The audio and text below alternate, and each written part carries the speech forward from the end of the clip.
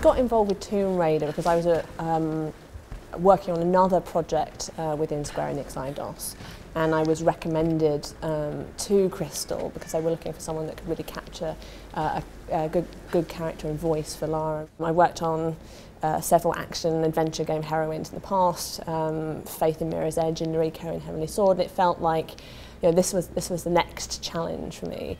We knew there was a little bit of a risk in depicting a character that everyone thinks of being strong, independent, capable, resourceful, when she's more vulnerable. But she isn't vulnerable because she's female. She's vulnerable because she's 21 and at the start of the game alone on an island, and she doesn't know what's happening. She's never been in this situation before, and she's scared.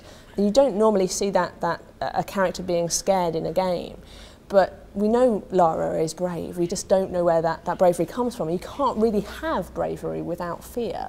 And it was showing that fear and showing her getting over that was important for us.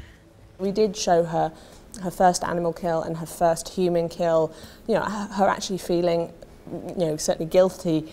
As a player, I feel exactly what Lara's feeling at that moment. It's very visceral, it's very in your face. You practically see the light leave the guy's eyes, and it's an uncomfortable scene because it should be. You're taking a human life.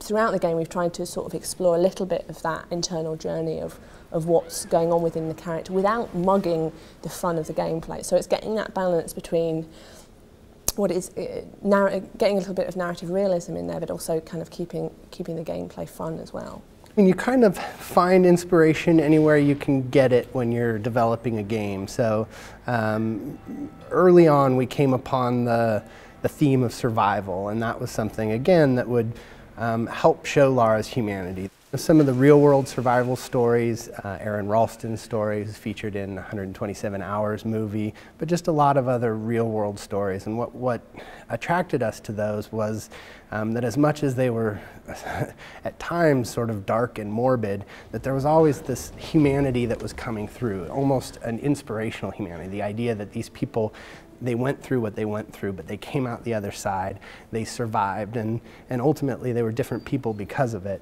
What we've done with this game is treat Lara, not necessarily made decisions because she's female or male. We wanted it to be a human story, one that's grounded, one that's about survival, one that's about this journey that she's on, and one that you see a character go from one style of character with one set of beliefs and end up being a different character by the end.